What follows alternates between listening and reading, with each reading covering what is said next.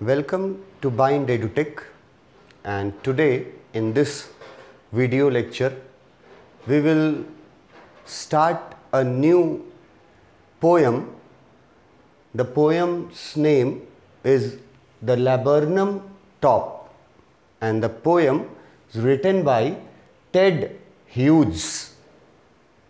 इसके पोएट का जो नाम है उसका प्रोनंसिएशन थोड़ा ध्यान से सुनो, और जब तुम उसको पढ़ोगे, जब तुम प्रोनाउंस करोगे तो कैसे प्रोनाउंस करोगे इस वर्ड को स्पेशली।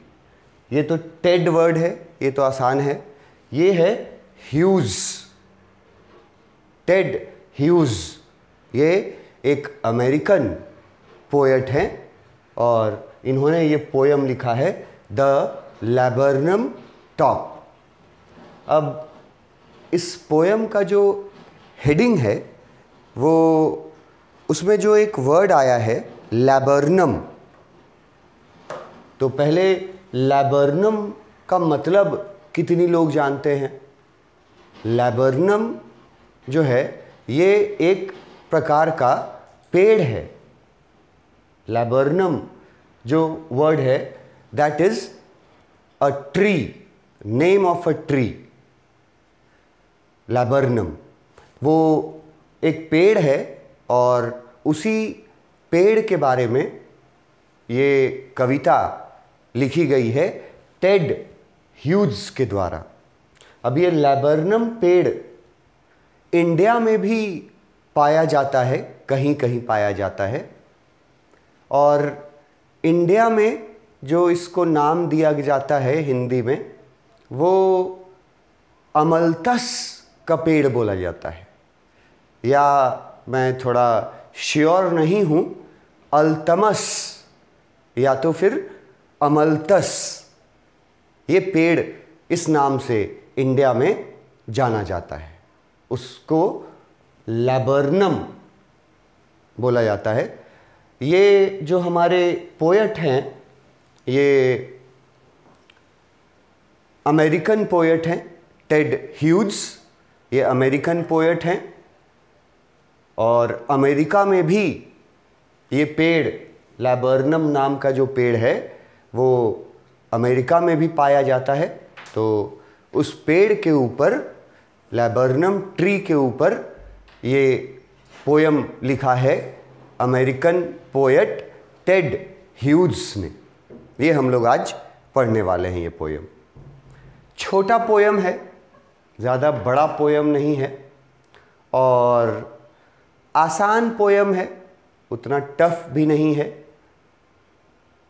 पहले हम लोग पोएट टेड ह्यूज के बारे में कुछ बातें जान लेते हैं, जो कॉमन बातें हैं अमेरिकन पोएट टेड ह्यूज के बारे में।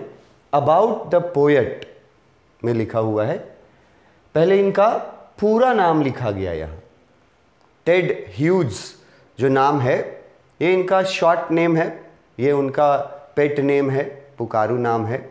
इनका पूरा नाम पहले दिया गया एडवर्ड जेम्स ह्यूज, ये इनका पूरा नाम है। एडवर्ड जेम्स ह्यूज ये पूरा नाम हुआ, और इसके बाद इनका बर्थ ईयर और डेथ ईयर दिया हुआ है कि ये 17 अगस्त 1930 को इनका जन्म हुआ था और 28 अक्टूबर 1998 को इनका डेथ हुआ। 1930 में जन्मे और 1998 में मरे। टेड ह्यूज जिनका पूरा नाम था Edward James huge was an English poet, translator and children's writer। ये पोएट तो थे ही टेड ह्यूज, उसके साथ एक ट्रांसलेटर भी थे। ट्रांसलेटर का मतलब होता है कि किसी भाषा को किसी दूसरे भाषा में ट्रांसलेट करना, इसको हम लोग हिंदी में अनुवाद बोलते हैं। तो ट्रांसलेटर को अनुवादक बोला जाता है। एक पोएट होने के अलावा टेड ह्यूज एक ट्रांसलेटर भी थे और एंड लिखा हुआ है चिल्ड्रंस राइटर, मतलब कि बच्चों के लिए भी वो बहुत सारी चीज़ें लिखा करते थे। तो he was a poet, he was a translator and he was also a children's writer. Ted Hughes के बारे में बताया गया 1930 to 1998 और पूरा नाम बताया गया आपको। He was ranked as one of the best poets of his generation। ये जो टेड ह्यूज हैं हमारे पोएट, इनको उस समय का, उस जनरेशन का, जिस जनरेशन के ये हैं, 1930 में जन्म हुआ था, तो उस जनरेशन के सब one of the best poets में इनको रखा जाता है। One of the best poets of that generation. उस जनरेशन में ये अच्छे पोएट्स में से, सबसे अच्छे पोएट्स में से एक पोएट माने जाते हैं। And one of the 20th century's greatest writers, और 20वीं शताब्दी के सबसे महान राइटर में भी इनकी गिनती की जाती है। तो पोएट के रूप में तो ये हैं ही one of the best poet of his generation, अपनी पीढ़ी के सबसे अच्छे पोएट माने जाते हैं, और 20th सेंचुरी के, 20वीं शताब्दी के सबसे अच्छे राइटर के रूप में भी टेड ह्यूज को माना जाता है। और उनका पूरा नाम जेम्स, जो यहाँ लिखा हुआ था, एडवर्ड जेम्स ह्यूज, ये पूरा नाम याद रखना इनका। ये इनके बारे में था, शॉर्ट इन्फॉर्मेशन था अबाउट द पोएट, जिसकी कविता हम लोग पढ़ने जा रहे हैं। वो पोएट जो है वो, उसके बारे में एक शॉर्ट इंट्रोडक्शन था ये। अब इसके बाद पोयम के इंट्रोडक्शन में आते हैं। Introduction of the poem. ये पोयम जो लिखा गया है, पोयम का नाम दिया गया the laburnum top. Laburnum word मैंने बताया कि एक पेड़ का नाम है, और लैबर्नम टॉप का मतलब हुआ कि उस पेड़ की सबसे ऊंची जगह, उस पेड़ का सबसे ऊंचाई वाला स्थान को टॉप बोला जाता है। तो उस पर कविता लिखी गई है, द लैबर्नम टॉप। उस पेड़ के सबसे ऊंचाई वाले जगह के बारे में ये कविता लिखी गई है, उस पेड़ के बारे में। तो इस कविता में बेसिकली क्या क्या लिखा गया है, इंट्रोडक्शन देखते हैं। Introduction of the poem.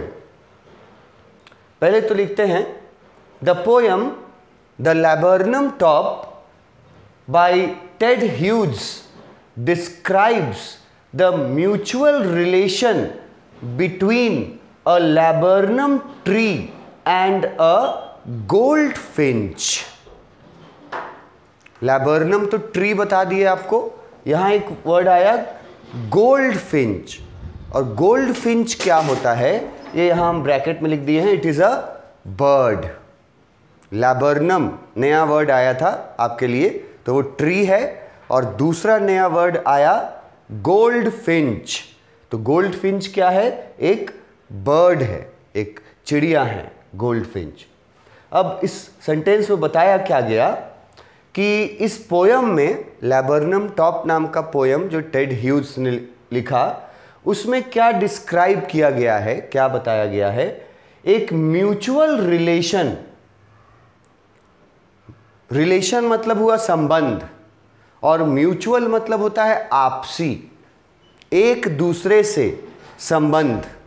तो इस पोयम में वो एक म्यूचुअल रिलेशन के बारे में बता रहे हैं। ये म्यूचुअल रिलेशन मतलब आपसी संबंध दो चीज़ों के बारे में है। एक है वो लैबर्नम का पेड़, और दूसरा है गोल्डफिंच नाम की चिड़िया। लैबर्नम का पेड़ और गोल्डफिंच नाम की चिड़िया, दोनों का म्यूचुअल रिलेशन डिस्क्राइब किया है टेड ह्यूज ने इस पोयम में। अगर आपसे पूछा जाए कि पोयम में टेड ह्यूज ने क्या डिस्क्राइब किया है, तो ये सेंटेंस आपको मदद करेगा कि इस पोयम में डिस्क्राइब किया गया है एक mutual relation between a tree named laburnum and between a bird named goldfinch. या आप आंसर दे सकते हैं, ये डिस्क्राइब किया गया है। Both of them are yellow in colour. Both of them मतलब कि लैबर्नम ट्री और गोल्डफिंच चिड़िया, वो पेड़ लैबर्नम का और चिड़िया दोनों का कलर बताया जा रहा है कि both are yellow in colour, ये येलोइश कलर के होते हैं। फिर ब्रैकेट में लिखा है the tree is yellow because of its flowers, मतलब कि वो पेड़ जो है लैबर्नम का, उसका येलो कलर इसलिए आता है क्योंकि उसमें जो फ्लावर्स लगते हैं वो येलो कलर के होते हैं। तो वो लैबर्नम येलो दिखता है पेड़, और गोल्डफिंच जो है वो भी येलो कलर का ही चिड़िया है, उसका भी कलर येलो है। और उस पेड़ के बारे में लिखा है and quite beautiful in appearance, कि वो जो लैबर्नम पेड़ है जो येलोइश दिखता है क्योंकि उसमें येलो फ्लावर्स होते हैं, वो पेड़ काफ़ी शानदार दिखता है, बहुत ब्यूटीफुल अपीयरेंस है उस पेड़ का। और दूसरा बताया गया कि जो बर्ड है गोल्डफिंच, उसका भी कलर येलो ही होता है। तो अगर हम लोग एक पेड़ के बारे में लैबर्नम और एक बर्ड का नाम जो हम लोग को पता चला गोल्डफिंच, ये दोनों नाम, दोनों चीज़ें आपके लिए अनजान हैं कि लैबर्नम पेड़ होता कैसा है, या गोल्डफिंच बर्ड जो सर बोल रहे हैं वो गोल्डफिंच बर्ड कैसी दिखती है। तो उसके लिए मैं आपको कुछ विजुअल्स दिखाता हूँ कि लैबर्नम का पेड़ कैसा दिखता है और गोल्डफिंच बर्ड कैसी होती है। उसके कुछ विजुअल्स आपको मैं दिखाने की कोशिश करता हूँ। ये देखिए, ये जो है ये लैबर्नम का फ्लावर है। दिस इज लैबर्नम फ्लावर, ये लैबर्नम का फ्लावर है। देखिए येलोइश इन कलर, येलो है। अब ये तो हो गया लैबर्नम ट्री में जो फ्लावर बताया गया कि येलो कलर का होता है, तो ये है वो येलो फ्लावर लैबर्नम का। इसके बाद ये लैबर्नम फ्लावर है, देखिए कितना सुंदर दिख रहा है लैबर्नम फ्लावर। इसके बाद है लैबर्नम ट्री कैसा दिखता है, लैबर्नम ट्री कैसा दिखता है। तो लैबर्नम ट्री का फोटो देखिए, ये है लैबर्नम ट्री का फोटो, ये है लैबर्नम ट्री। तो देखो इसमें पूरे फ्लावर्स दिख रहे हैं तुमको येलो कलर के, इसीलिए बोला गया कि दोनों का कलर, बर्ड का कलर जो गोल्डफिंच बर्ड है और जो लैबर्नम ट्री है, दोनों का कलर येलो होता है। तो मैंने फूल भी दिखाया आपको इसके पहले, ये इसका फ्लावर है लैबर्नम ट्री का। उसके बाद ये है लैबर्नम ट्री। लैबर्नम ट्री के बाद जो गोल्डफिंच का बर्ड का जो जिक्र हुआ है वो ये बर्ड है। देखिए दिस इज गोल्डफिंच, ये गोल्डफिंच बर्ड है। इसका भी कलर देखिए, इसका भी कलर येलोइश कलर का होता है, ये गोल्डफिंच बर्ड है। और इसके बाद ये तीनों चीज़ें आपने देखी कि लैबर्नम ट्री कैसा होता है, लैबर्नम का फूल कैसा होता है, और जिस गोल्डफिंच के बारे में बात किया जा रहा है वो कैसा बर्ड होता है, वो मैंने आपको विजुअल्स में दिखाने का कोशिश किया। लैबर्नम ट्री ऐसा होता है, दिखता है, और लैबर्नम के फूल ऐसे दिखते हैं, और गोल्डफिंच बर्ड ऐसी दिखती है। और ये पूरा जो पोयम है वो आपको इसके इंट्रोडक्शन में यहाँ एकदम लिखा हुआ मिला कि ये पोयम क्या डिस्क्राइब करता है। डिस्क्राइब करता है कि लैबर्नम ट्री और गोल्डफिंच बर्ड, इन दोनों के बीच एक म्यूचुअल रिलेशन है, आपसी संबंध है। फिर बताया गया था कलर के बारे में कि both of them are yellow in colour, तो वो मैंने आपको विजुअल्स में दिखा दिए कि कैसा दिखता है येलो कलर में। आगे लिखते हैं इंट्रोडक्शन में ही, the laburnum tree is beautiful and large. Laburnum का ट्री जो फुल ग्रोन ट्री होता है, जो पूरी तरह से बड़ा हो चुका होता है ट्री, वो काफ़ी लार्ज होता है और देखने में काफ़ी ब्यूटीफुल लगता है फ्लावर्स के चलते, येलोइश फ्लावर्स के चलते। लिखते हैं laburnum tree is beautiful and large but quiet and silent. इस पोयम में, ये पोयम के प्रीटेक्स्ट में बताया जा रहा है कि इस पोयम में जिस लैबर्नम ट्री का जिक्र किया गया है वो लैबर्नम ट्री बहुत ब्यूटीफुल है, देखने में लार्ज है, मगर क्वाइट साइलेंट है। मतलब कि उसमें कोई हलचल नहीं हो रही है, उस ट्री में कोई हलचल नहीं हो रही है। और हलचल नहीं होने का यहाँ पर एक डीप मीनिंग आप और ले सकते हैं, that the tree is not alive. मतलब वो पेड़ जो है वो अब ऐसा लग रहा है देखने से कि जिंदा ही नहीं है। The tree is not alive, उसमें हलचल नहीं है। That is quite silent. The laburnum tree beautiful तो है, बड़ा तो है, लेकिन क्वाइट साइलेंट है, मतलब कि अलाइव नहीं है।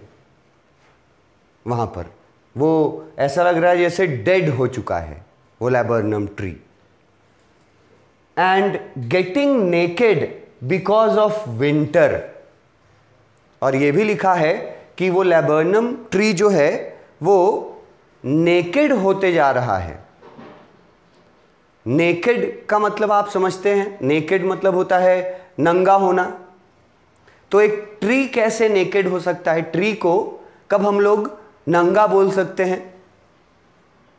जब उस ट्री के पत्ते झड़ जाते हैं।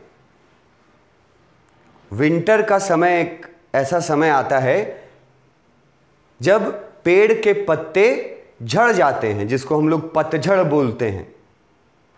तो जब पेड़ का पत्ता झड़ गया तो उसको क्या बोलता है? Naked tree. कि वो पेड़ जो है वो अब नेकेड हो गया है, मतलब उसके ऑलमोस्ट सारे जो लीव्स थे वो झड़ चुके हैं। उस पेड़ के बारे में आपको ये इतनी चीज़ें बताई गई जो याद रखना है। उसकी अच्छाइयाँ भी याद रखना है, पेड़ का मतलब पेड़ का अच्छा कौन सा बात है ये भी याद रखना है, और पेड़ में कमी क्या है ये भी याद रखना है। अच्छाई में याद रखना कि पेड़ बहुत सुंदर है, बड़ा है, very large and very beautiful. लेकिन वो पेड़ वो जो है क्वाइट साइलेंट है, मतलब एकदम शांत है। शांत का मतलब कि not alive, like a dead one. और वो पेड़ नेकेड होता जा रहा है। नेकेड होता जा रहा है मतलब कि उस पेड़ के पत्ते जो हैं वो झड़ चुके हैं। इतना चीज़ उस लैबर्नम ट्री के बारे में बताया, जो लैबर्नम ट्री के ऊपर ये कविता लिखी गई है। इसके आगे क्या बताता है? However the bird goldfinch appears from the sky इसके बाद वो पेड़ पहले डिस्क्राइब कर लिया कि शांत पेड़, एकदम डेड पेड़ पड़ा हुआ है। उसके बाद बताता है कि उस डेड ट्री पर गोल्डफिंच नाम की जो बर्ड है वो आती है फ्रॉम द स्काई, मतलब कि आसमान में उड़ती हुई गोल्डफिंच नाम की चिड़िया उस पेड़ पर आती है। अब पहला सवाल ये उठता है कि उस पेड़ पर क्यों आई है गोल्डफिंच।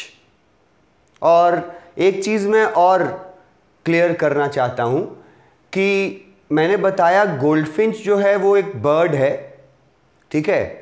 तो बर्ड्स में मेल और फीमेल भी होते हैं, मेल गोल्डफिंच और फीमेल गोल्डफिंच।